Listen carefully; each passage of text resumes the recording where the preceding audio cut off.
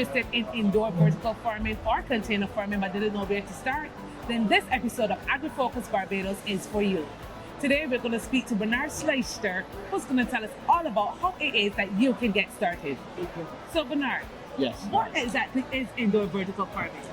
Indoor vertical farming is a way of controlled environment agriculture where we basically in a relatively small space make use of stacked layers, and by controlling the complete environment, so temperature, humidity, CO2, lights, nutrition, we basically, let's say, mimic the perfect conditions for the plant to grow. That means that we can basically grow any type of plant in any location throughout the whole year. So then how difficult would it be for a farmer to establish a setup like this? I would say not very difficult, because first of all, we basically give all the support to the farmers, because everything is also controlled by software. We use AI, sensors and everything. We can monitor everything also remotely, what's going on in the farm. And we also provide, let's call it, plant recipes.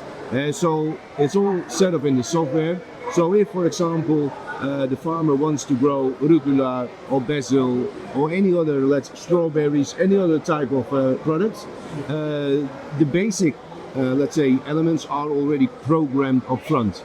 So the farmer can say, okay, now I want to grow the basil, pushes the basil program, and the software and hardware will do the rest. So it's almost merely a matter of seeding and harvesting, and the whole growing process is done by the technology. Are you saying that it's possible to grow any kind of crop here in Barbados? Basically, yes. Let's say there's one footnote. Because of the concept that we want to use stacked layers, we do, let's say, from a, let's call it, economic feasibility perspective, it's better to use smaller plants rather than very, very big tomato plants, for example. Or you're not going to grow avocados in a indoor vertical farm because it would take 2 years for the plant to actually start bearing fruits and things like that. But yeah, you could grow in principle any type of vegetable or fruit, herbs and spices within an indoor vertical farm, even here in Barbados.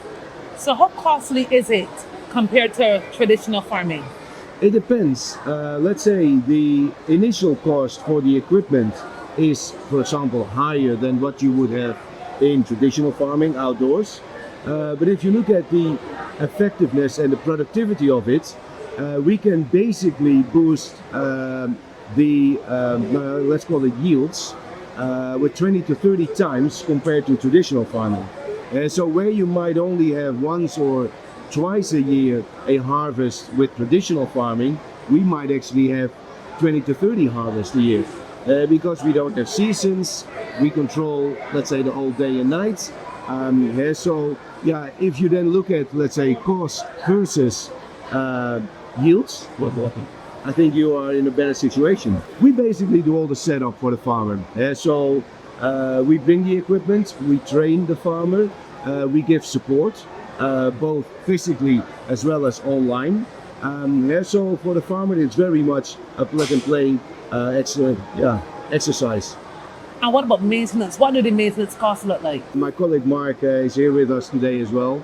But he's, let's say, responsible for also training, let's say, the farmer that they can do a lot of preventive maintenance themselves. And one of the things about us being here in Barbados for the next 2-3 weeks is that we also want to work with local companies that can support the farmers in the maintenance.